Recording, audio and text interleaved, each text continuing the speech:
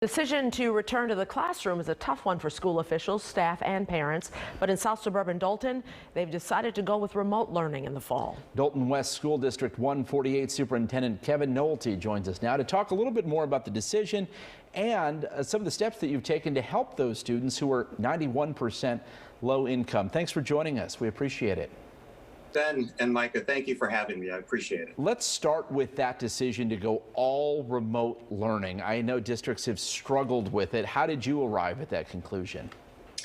Ben, let me tell you, it was a very, very difficult decision. Of course, we wanted in-person instruction for our students, but we had an opportunity to really close the digital divide.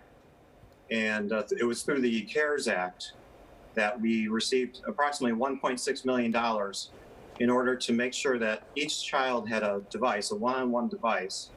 And not only that, but also we wanted to make sure that they had internet access full-time.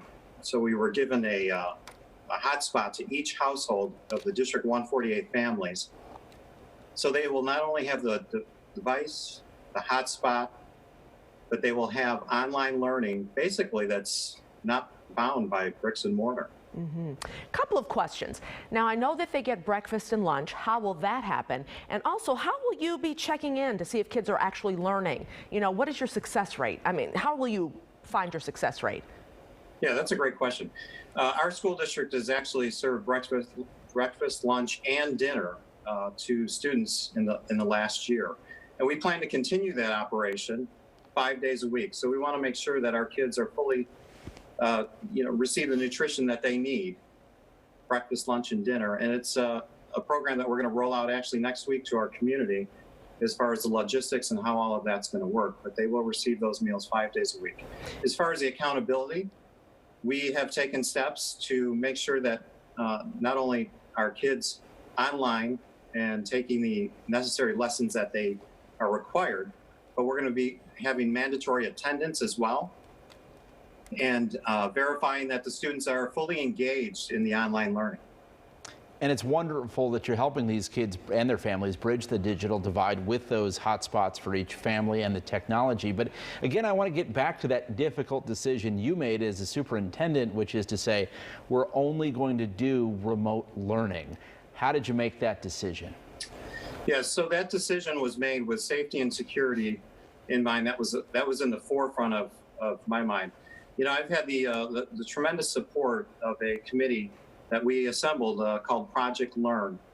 And they have been putting together a plan, a reopening plan, so that when we begin on August 19th, we are fully prepared for school.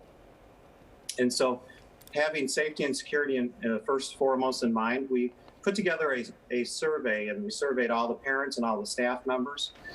And it was an overwhelming response that they wanted to see remote learning.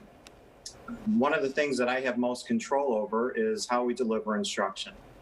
And being that there's so many variables given the pandemic outbreak, it doesn't matter all the steps that I take in order to make sure that the building is safe and secure. One thing that I can do is deliver a robust instruction. And so we want to make sure devices, hotspots, and these hotspots are at no cost to families in District 148.